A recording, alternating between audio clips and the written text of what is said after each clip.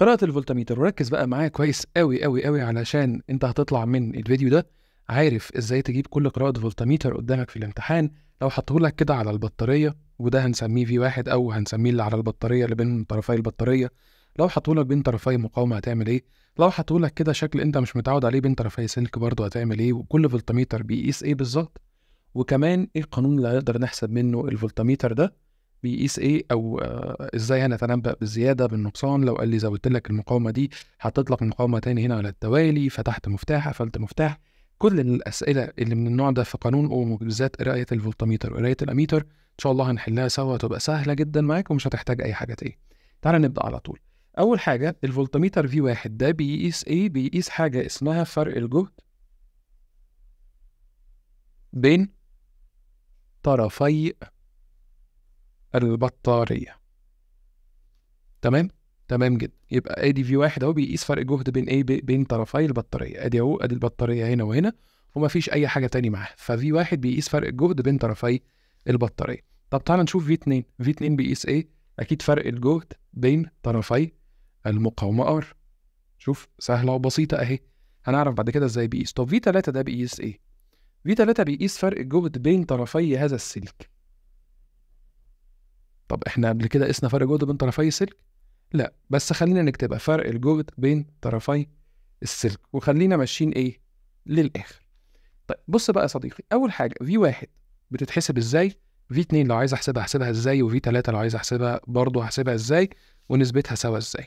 مبدئيا احنا هنقول ان V1 اللي هي V البطاريه هتساوي من قانون اوم لو انت فاكر V باتري ناقص I في R سمول.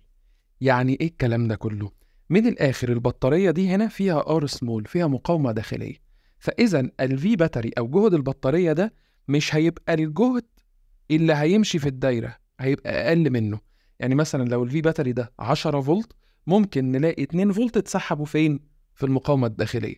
فاذا الفي واحد هي بتقيس القوه الدافعه الكهربيه او فرق الجهد او مقدار الجهد اللي البطاريه بتدفعه في الدايره كلها. بمعنى ايه؟ لو انا عندي الار سمول دي بصفر، او ما اجابش سيرتها، او قال لي ان البطاريه دي بطاريه قياسيه او بطاريه نموذجيه، من الاخر ما فيهاش ار سمول، في الحاله دي الجزء ده من المعادله او المقام ده او القيمه دي هتبقى كلها بصفر. فيبقى الفي اللي ماشيه في الدايره كلها بتساوي الفي باتري. يبقى تاني الفي 1 اللي هو اللي بيقيس ما بين طرفي البطاريه بيقيس ايه؟ بيقيس مقدار القوه الدافعه الكهربيه الفعليه اللي بتتعمل او اللي بتطلع في خلال الدايره دي كلها، اللي انا بستفاد بيها، اللي البطاريه دي تقدر تفيدني بيها. فبالتالي الفي دي بتساوي الفي باتري ناقص الاي في الار سمول، اللي هو فرق الجهد اللي اتشفط جوه البطاريه قبل اساسا ايه ما يطلع لي. فده في 1. تمام. وساعات بيتسمى بفي اوت. خليها برضو ايه معاك المعلومه دي، يمكن تحتاج لها في حاجه. طب V2 من قانون اوم اللي في اول الباب خالص واحنا عارفينه، اللي هو بيساوي الاي في الار. ايا كان بقى التيار اللي ماشي هنا ده تيار كلي، هنا دي كانت في توازي معاه فده تيار فرع، هو الفي على طول للمقاومه بتساوي الاي في الار بكل بساطه بكل سهوله. طب تعالى نشوف V3 برضو المفروض تساوي الاي في الار. طب هل انت شايف عندك مقاومات اصلا؟ لا. يبقى اذا هنا كاني بضرب الاي في صفر، فV3 دي هتقيس زيرو، مش هتقيس اساسا فرق جهد، لان ما حصلش فرق جهد بين النقطه دي والنقطه دي، الجهد مكمل عادي خالص لان ما فيش اي مقاومات. فاذا V3 لو حطك وحب يلخبطك بيها ودي بتبقى حته غلسه منه، انت هتقول له على طول بصفر وانت مغمض عينك، فدي هنشيلها معانا مش هنستخدمها تاني قدام. فاذا V1 وادي V2. في بقى ملحوظه عايزك تاخد بالك منها، وانت شاطر وذكي ومدقق كده وهتقدر تفهمني كويس قوي.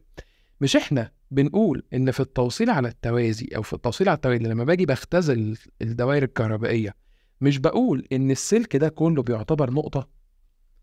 يعني ايه الكلام ده؟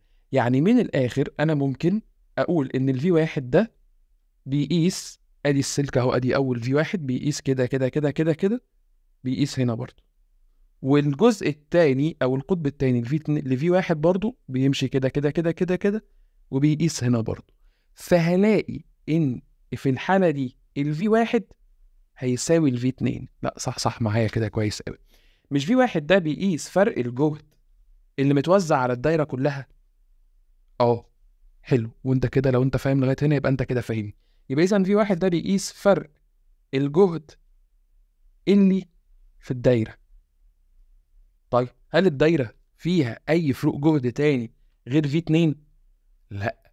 يبقى اذا في 2 ده بيمثل برضه فرق الجهد اللي في الدايره، هو مفيهوش اي اختلاف. يبقى اذا في المساله دي بقول ان في واحد بتساوي في باتري ناقص اي في ار، ده القانون بتاعنا الاساسي الفي واحد. ومجازا ممكن اقول ان في واحد بيساوي مجموع فروق الجهود اللي في الدايره كلها اللي بره، اللي في الحاله دي بالظبط هتبقى في 2. حاسك تهت مني. تعالى طب نفرضها بارقام ونشوف. لو انا قلت ان الار دي بتساوي 5 اوم، وقلت ان ار سمول دي بتساوي 1 اوم، والفي باتري بتساوي 12 فولت، عايزين نقيس الفي 1 ونقيس الفي 2، ولو طلعوا الاثنين زي بعض يبقى الكلام بتاعنا مظبوط. طيب في الحاله دي هنقول هنجيب في الاول الاي بتساوي في باتري على ار زائد ار سمول، هتساوي 12 على 5 زائد 1 هتساوي عندك 2 امبير. تمام. فاللي ماشي هنا كده تيار مقداره 2 امبير. بعد كده هنلاقي نفسنا بنقول ان الفي 1 بتساوي زي ما قلنا الفي باتري ناقص اي في ار سمول، هتساوي الفي باتري ب 12 ناقص اي ب 2 ار سمول ب1 يعني ناقص 2 هتساوي 10 فولت. واحنا كده جبنا في 1 زي القانون اللي احنا اتفقنا عليه. طيب تعالى نجيب في 2. في 2 قلنا بتساوي الاي في الار. طيب هنا ماشي كام؟ ماشي 2 امبير، والمقاومه ار بكام؟ ب 5 اوم، يبقى هيساوي 2 في 5 بتساوي برضه كام؟ 10 فولت. يبقى ايه اللي انا هستفاده هنا؟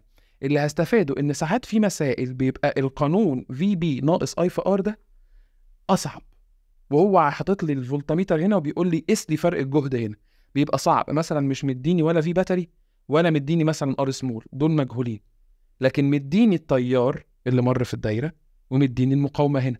ففي الحاله دي هقدر احسب في 1 من المقاومه دي كلها. دي تركاية مهمة جدا جدا جدا جدا، وهتفهموها أكتر وهنفهمها مع بعضينا أكتر في المسائل قدام. طب خلصنا قراءة الفولتميتر بالنسبة لإيه لو مقاومة واحدة. طب لو عندي مقاومتين، تعال نشوف. عندنا اهو برضو ادي V1 V2 على المقاومة R1 و V3 على المقاومة R2 و R3 متصلين مع بعض توازي، وعندنا V4 ماسك المقاومة R1 والمقاومتين اللي على التوازي دول هو محطوط عليهم كلهم. تعال نشوف الفولتميتر V1 هيقيس ايه. زي ما قلنا فرق الجهد بين طرفي البطارية، متفقين على هذا الأساس. طيب V2 هيقيس ايه؟ ادي V2 بيقيس فرق الجهد بين طرفي المقاومة R1. طيب فرق الجهد اللي هو V3 بيقيس ايه؟ بيقيس فرق الجهد بين طرفي المقاومات R2 و R3. وهنتكلم كويس قوي على المقاومات لما تتصل على التوازي فرق الجهد بيبقى عامل ازاي.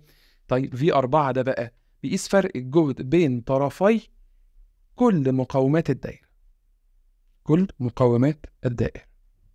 تعال نحسب واحد واحد. V1 هل عندنا اختلاف ان V1 بتساوي ال VB ناقص ال I في ال R سمول؟ مفيش اي اختلاف على ده. طب تعال نشوف V2. V2 بتساوي I في R1. هل عندك اختلاف على ده؟ ما عنديش برضه اختلاف على ده. طب تعالى بقى نشوف V3. V3 هنا في حلين ليها والحلين عظماء جدا. تعالى نشوف V3. الطبيعي في التوازي ان فرق الجهد للفرع ده بيساوي فرق الجهد للفرع ده بيساوي فرق الجهد لو انا هحسبهم بعد ما اختزلهم واطلع بتاعهم واطلع الار داش. يعني الفي في التوازي بيساوي V1 اللي هي V2 مثلا اللي هي I في R2 بيساوي V3 بتساوي V توتال او V داش. يعني ايه الكلام ده؟ يعني من الاخر انا لو ضربت ال I2 في ال R2 هلاقيها بتساوي ال I3 في ال R3، وهلاقيها كمان بتساوي ال I توتال اللي هو ال I اللي ماشي في الدايرة مضروب في ال R داش اللي هي حاصل ضربهم على مجموعهم. ودي من التوصيل على التوازي، وقاعدة انت حافظها كويس قوي. طب تعالى نطبق القاعدة دي. لو انا عايز احسب V3 هيبقى قدامي كام حل؟ قدامي 3 حلول.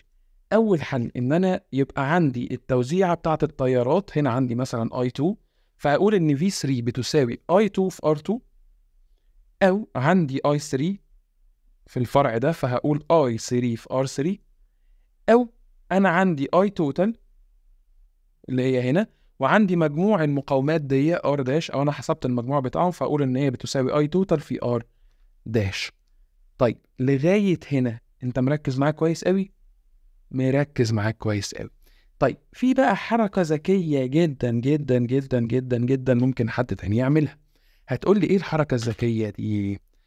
هقول لك، احنا مش قلنا ان V1 ده بيساوي المجموع فروق الجهد اللي بره في الدايره كلها؟ اقول لك طب لو انا جبت V1 اللي هو اللي البطاريه بتدفعه في الدايره، او فرق الجهد اللي بين طرفي الدايره كلها، لو انا رحت جايب V1 ده وقدرت اجيب V2 وحسبت V2 واقدر اجيب V3 على طول من غير ما اجيب تيار بقى ومن غير ما اجيب مقاومات ايه اللي اقدر اعمله؟ هقول ان ال V1 اصلا بتساوي ال V2 زائد ال V3، لان ببساطه فرق الجهد اللي الدايره صرفاه فين؟ على المقاومه R1 هنا، وعلى المقاومات R2 R3. ولو تفتكر زمان في التوصيل على التوالي كنا بنقول ان فرق الجهد الكلي V كلي بيساوي مجموع فروق الجهد، مش كأن دي مقاومة متصلة على التوالي مع دي. بعد ما اختزلهم هيبقوا الاتنين مع بعض توالي، وانا جايب الفي بين طرفي البطارية، او اللي هي اتعلمنا ان هي بين طرفي الدايرة كلها. فجبت V1 وعندي V2، اقدر اجيب V3 ببساطة ان انا اطرح V1 ناقص V2. الكلام دلوقتي يبان هيلوغريفي، بس انا عايزك تسمع الفيديو ده، وبعد كده يا برنس اسمع معايا الفيديوهات اللي جاية في الحل.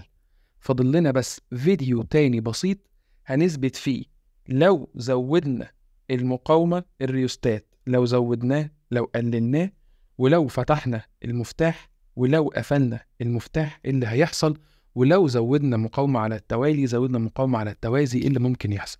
دول ان شاء الله هنناقشهم في فيديوهات جاية. ولكن زي ما قلت لك كويس قوي، قانون اوم للدوائر المغلقة بالتوصيل على التوالي والتوازي كويس حلو، محتاج تفكير، وهنناقشه سوا وهنفهمه سوا كويس قوي.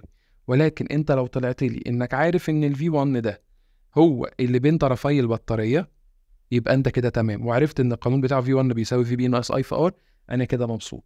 لو انت طلعت لي ان ال V على المقاومة R1 دي بتساوي I في R، فانا كمان مبسوط. لو طلعت لي ان ال V على التوازي بيساوي اي V في الفرع بتاعتهم، او V للتوتال المجموع بتاعهم اللي هو القانون ده، برضو انا تمام. انت بقى قدرت انك تبقى ادفانسد شوية او متقدم شوية، وعرفت تجيب بالفهلوة ان اما في 2 وفي 3 هما الاتنين مجموعهم بيساوي في 1 اللي هو القانون ده، يبقى انت كده وصلت لمرحلة حلوة قوي.